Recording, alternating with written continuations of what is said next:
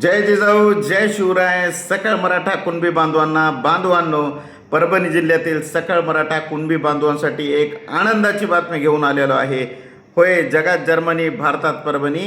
विषय असा आहे बांधवांनो, मुंबईच्या यशस्वी आरक्षण वारीनंतर पहिल्यांदाच जिल्हा नियोजन बैठकीसाठी माननीय संघर्ष योद्धा मराठ्यांचं काळीज मनोजदादा जरांगे पाटील 17 मे रोजी आपल्या परभणी येथे राजलक्ष्मी लॉन्स येथे येणार आहेत.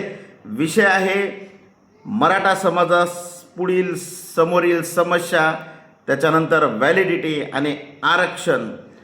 बांधवांनो, आपल्या ज्या काही समस्या आहेत, सकळ मराठा कुणबी समाजाला आव्हान आहे की 17 मे रोजी आपल्याला आपल्या हातातली जी काही कामे असतील, आमच्या माता भगिनींनी, आमच्या बांधवांनी ही कामे सोडून आपल्या लेकरांच्या पुढील भविष्यासाठी, आपल्या लेकरांना येणाऱ्या पुढील शैक्षणिक अडचणीची सोडवणूक करण्यासाठी माननीय मनोजदादा जरांगे पाटील यांचं मार्गदर्शन ऐकण्यासाठी आपल्याला 17 मे रोजी ठीक 6 वाजता आपल्याला परभणीच्या राजलक्ष्मी मंगल कार्यालय येथे उपस्थित राहायचं आहे.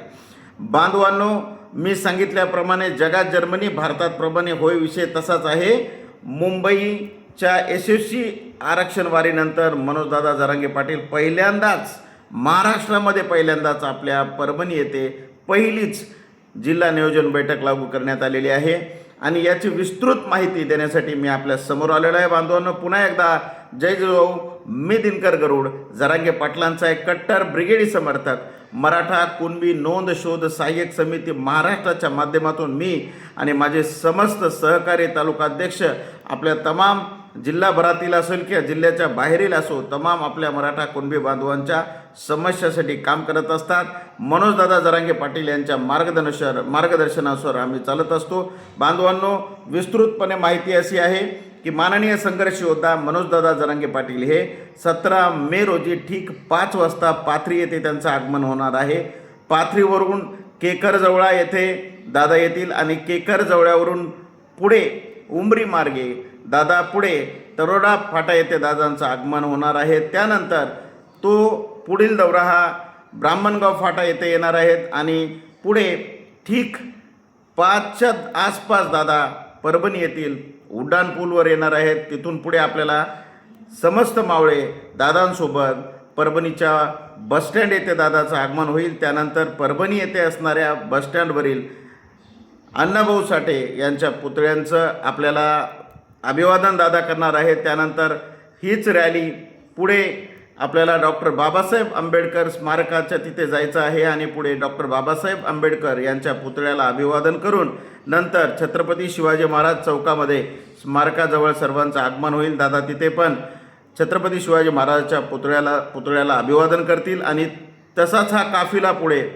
सेरोका काफिला पुढे जाणार आहे महात्मा फुले स्मारकाजवळ आणि तिथे महात्मा फुले आणि सावित्रीबाई फुले यांच्या पुतळ्याला अभिवादन करून हा काफिला पुढे नारायण चाळमधून त्याच्यानंतर गांधी पार्क, शिवाजी चौक आणि तसाच हा पुढे रायगड कॉर्नर येथे जाणार आहे आणि रायगड कॉर्नरला महाराणा प्रताप यांच्या पुतळ्यास अभिवादन करून हा काफिला पुढे विसावा चौकामध्ये जाणार आहे आणि विसावा चौक म्हणजे पाथरी रोडचा आणि विसावा चौकातून पुढे ही रॅली प्रचंड मावळ्यांच्या गर्दीमध्ये छत्रपती शिवरायांच्या घोषणा देत, जरांगे पाटलांच्या घोषणा देत आपल्याला पुढे राजलक्ष्मी मंगल कार्यालय येथे जायचं आहे. ठीक दादा 5:30 ते 5:45च्या दरम्यान राजलक्ष्मी मंगल कार्यालय येथे पोहोचतील आणि सर्वांनी ठीक 6 वाजता राजलक्ष्मी मंगल कार्यालयामध्ये येऊन थांबायचं आहे बांधवांनो. आणि पुढे या रॅलीची सांगता, ही जी काही स्वागत रॅली होती याची सांगता नंतर महालक्ष्मी मंगल कार्यालयामध्ये होणार आहे आणि तिथे अतिशय महत्त्वाचं मार्गदर्शन मनोजदादा जरांगे पाटील करणार आहेत. समाजाच्या भल्यासाठी, लेकरांच्या भल्यासाठी आपल्या दादांचं हे मार्गदर्शन अतिशय अनमोल असणार आहे. कारण येणाऱ्या पुढील काळातील मराठा समाजाची दशा आणि दिशा, शैक्षणिक येणाऱ्या अडचणी, आरक्षणासंबंधी असणाऱ्या काही विलंब लागणाऱ्या गोष्टी आणि विशेष करून व्हॅलिडिटी संदर्भात ज्या काही आपल्या तमाम मराठा कुणबी बांधवांना अडचणी येत आहेत त्या संदर्भात विस्तृतपणे दादा सांगणार आहेत. तेव्हा समस्त मराठा कुणबी सकळ मराठा कुणबी बांधवांना, मराठा सेवकांना आव्हान आहे आयोजकातर्फे की आपल्याला ठीक 6 वाजता राजलक्ष्मी मंगल कार्यालय, पाथरी रोड, डेंटल कॉलेजच्या बाजूला येथे पोहोचायचं आहे. आणि एक गोष्ट लक्षात घ्या, सकळ मराठा बांधवांना मला आवाहन करायचं आहे की जगात जर्मनी आणि भारतात परभणी असाच विषय झाला पाहिजे. कारण मुंबई यशस्वी आरक्षण वारीनंतर पहिली वहिली सभा दादांची होणार आहे. आणि ही बैठक आपल्याला यशस्वी करून दाखवायची आहे.